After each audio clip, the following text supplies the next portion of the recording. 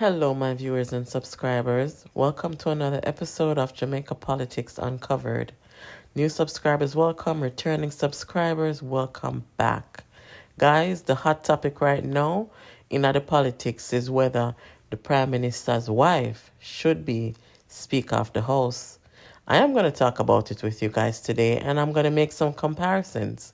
I think it's most appropriate to compare with the UK since we both use the same Westminster system. Let us look at the spouses of prime ministers and what their roles and responsibilities are.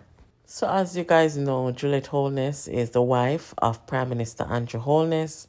Juliet Holness came into representational politics right around when her husband became Prime Minister of Jamaica. So she is a member of parliament. She was a deputy speaker, elevated to the speaker position.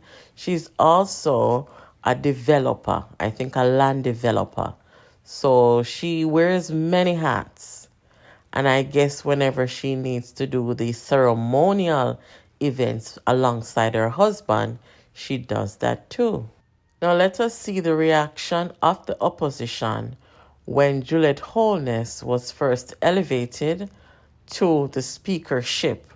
The person that was there before, she ran into some trouble. She had to step down.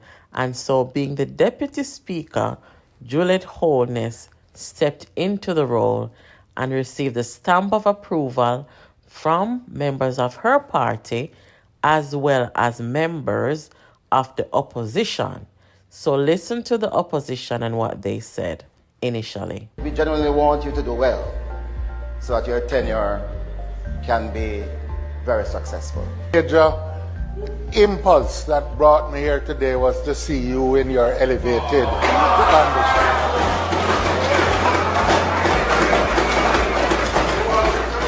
Madam Speaker, let me acknowledge and congratulate you on your ascension to the Speakership of the House. Speakers, I rise, let me also add my own words of commendation to you assuming the chair. Madam Speaker, I too want to congratulate you on your elevation to the Speaker's chair. The head of Parliament is now the spouse of the head of government. Really does not sit well with the tradition that the Speaker must act independently of the government of the day. Wish you well.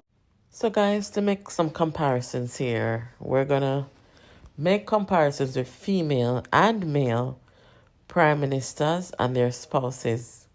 Here we have the Iron Lady, former Prime Minister of UK, formerly known as Margaret Thatcher. This is Mr. and Mrs. Thatcher. We all remember Theresa May, former Prime Minister of UK. We also remember Liz Truss, very short serve. That's her and her husband. We remember Boris Johnson. And we have the current Prime Minister and his wife of the UK. And then we have all the First Ladies or wives of former presidents of the United States. You will all remember Michelle Obama, Hillary Clinton, Jackie Kennedy, and so on and so forth. What do all the spouses have in common? None of them ever held any official political appointments while their spouses served. That is not the case for Juliet Holness in Jamaica. Her husband is the Prime Minister and she is Member of Parliament. She was the Deputy Speaker turned Speaker, and she is very much active in politics at the same time while her husband serves. So let us look at what their roles and responsibilities are. To date, there have been 46 women and 3 men who have been married to the British Prime Minister in office. There have also been 4 bachelor and 9 widow prime ministers. The last bachelor was Edward Heath, and the last widower was Ramsay MacDonald. The Duke of Grafton and Boris Johnson are the only prime ministers to have divorced and remarried while in office. What are their roles and responsibilities? The role of the British Prime Minister's spouse is not an official one, and as such, they are not given a salary or official duties. Over time, the position has evolved. The spouses, such as Sherry Blair, have gained public attention through their own independent careers and achievements, as well as attending engagements such as the African First Lady Summit. Now, in the United States, what is the First Lady? First Lady of the United States is a ceremonial title bestowed on the hostess of the White House, most commonly the wife of the sitting president. Her tenure as the First Lady is tied to that of the president, beginning with Martha Washington, the wife of America's first president, George Washington.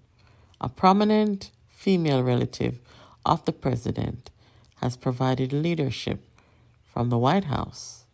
In many cases, the First Lady's role involves directing social functions, but it can also include a focus on core causes and initiatives.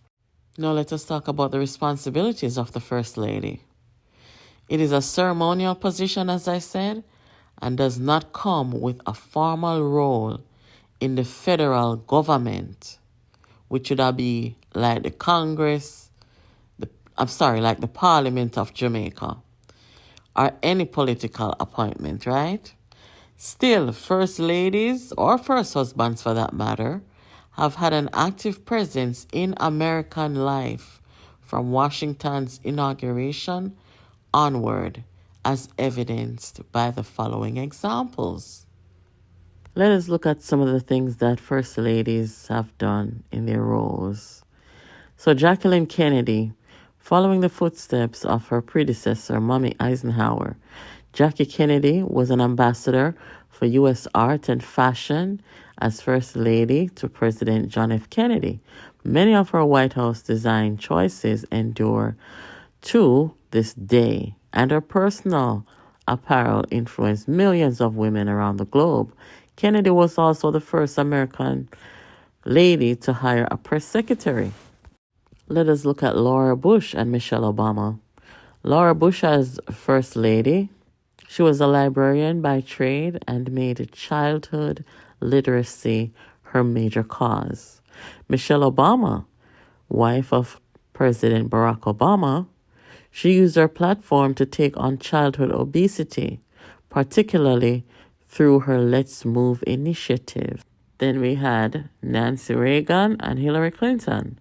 Nancy Reagan, as First Lady while her husband served, she became famous for her Just Say No campaign, which emphasized the dangers of drugs and drug abuse. Now we have Hillary Clinton.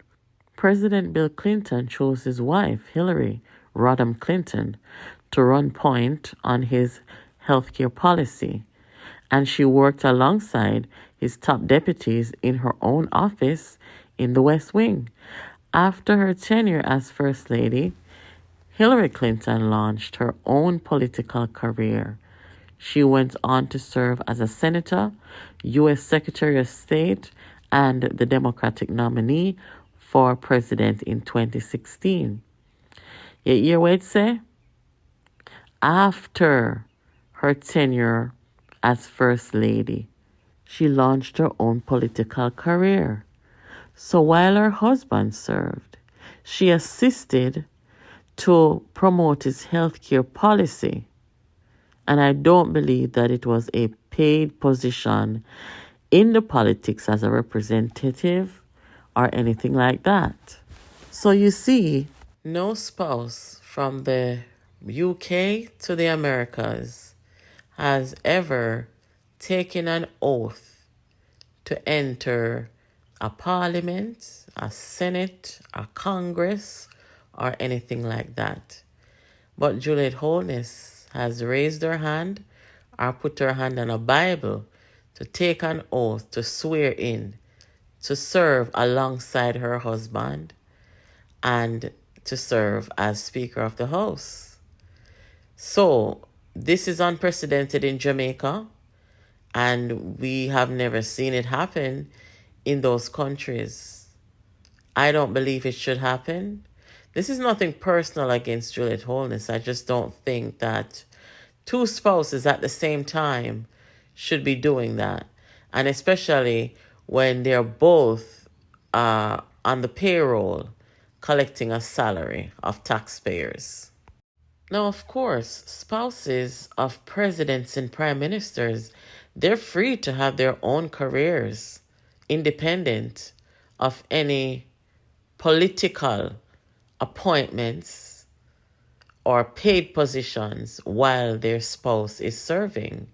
They can be teachers, they can be librarians, whatever they want to be. Nobody's saying that they shouldn't, be active and have a career. They can. But there is a boundary that I don't think spouses should cross. I don't believe it should be so. If a spouse has political ambitions, they can always pursue it once their spouse is finished serving. That's what I believe in. Now, I must make something abundantly clear in this video. From the very moment Mrs. Holness was appointed or elevated to the Speaker of the House, in fact, from the moment she started to insert herself in the politics where representational politics is concerned, I've always had an issue with it. Likewise, I had an issue with the Vaz family, spouses doing the same thing. So what the opposition leader said just a few days ago about it, I've always publicly said something, about the inappropriateness of it. So I don't want anybody to have the impression that I'm saying this because Mark Golding said it or that I support Mark Golding in any way. I do not. Plus, you see, Mark Golding was a part of the opposition when she was appointed or elevated, and he did not raise any disapproval at the time. I don't believe that spouses should be serving together in representational politics and both collecting a paycheck from the Jamaican people. Millions and millions of dollars at the same time. Where the House Speaker is concerned, I don't think the House Speaker should be committed to either political party. I think that the House Speaker should be independent. I think Jamaica needs to amend the Constitution where that is concerned, and also to make sure that spouses are not serving at the same time. And this argument that I see some people making about, well, brothers and sisters and brothers have done it, they're not spouses. It's totally different. And I'm sure that these brothers and sisters, they live independent of each other. They have their own lives, But I just showed you all the examples of how it's done in other countries, including the one that we are a colony of, the UK. Very clear. No spouse serves in representational politics. Much more speakership while their spouse is serving as president and prime minister. I cannot understand why the opposition would have agreed to that in the first place. I don't think Andrew Holness would have agreed to it had he been in opposition. He knows better. Guys, make sure you're keeping it locked here to Jamaica Politics Uncovered. Make sure that you are subscribed, you have your notification on, and you are inviting your friends here. Also, make sure you're tuning into our live broadcast, Mondays through Fridays at 7 p.m.